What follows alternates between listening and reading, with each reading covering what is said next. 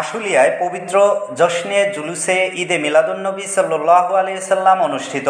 তথ্য ভিডিও চিত্র আমাদের বিশেষ প্রতিনিধি মোহাম্মদ শামীম আহমেদ।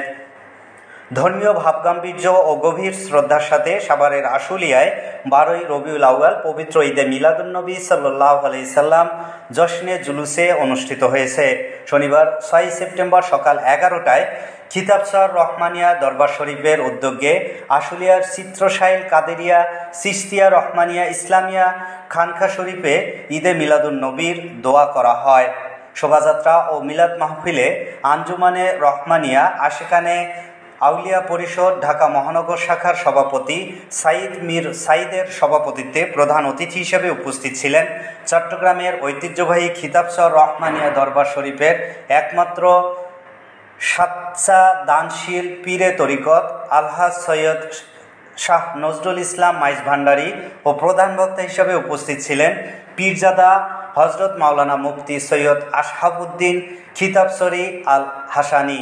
এ সময় জশ্নে জুলুসে শোভাযাত্রায় কয়েকশত মুসলমান আনন্দ র্যালি বের করে জামগড়া চৌরাস্তা প্রদক্ষিণ করে শিমুলতলা দরগার পার হয়ে কাদেরিয়া চিশতিয়া রহমানিয়া ইসলামিয়া খানকা শরীফে এসে দোয়া ও মোনাজাতের মধ্য দিয়ে শেষ হয়। শোভাযাত্রার অগ্রভাগে বড় অক্ষরে লেখা ছিল ইয়া নবী সালামু আলাইকা, ইয়া রসুল সালামু আলাইকা।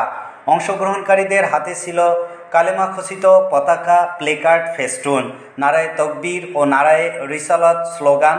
শোভাযাত্রা শেষে শান্তি সমাবেশ অনুষ্ঠিত হয়। শান্তি সমাবেশে নারীদের অংশগ্রহণ ছিল চোখে পড়ার মতো। এ শোভাযাত্রা থেকে বিশ্ব মানবতার শান্তির দূত হজরত মুহাম্মদ সাল্লাল্লাহু আলাইহি সাল্লামের সম্মানে দরুদে সালাম উচ্চারণের সঙ্গে সঙ্গে আল্লাহু আকবার প্রতিধ্বনিতে সমগ্র মানবজাতির জন্য আল্লাহর পক্ষে থেকে বিশেষ রহমত। তার আদর্শ অনুসরণ করে শান্তিপূর্ণ, ন্যায়ভিত্তিক ও কল্যাণকর সমাজ গড়ে তোলা সম্ভব। দিনটিতে ধর্মপ্রাণ মুসলমানরা নফল রোজা রাখেন। তারা কোরআন শরীফ তিলাওয়াত, দান খয়রাত সহ নফল ইবাদতের মধ্য দিয়ে আজ বাদ এশা ওয়াজ, দোয়া মাহফিল ও আখেরি মোনাজাতের মাধ্যমে শেষ করবেন।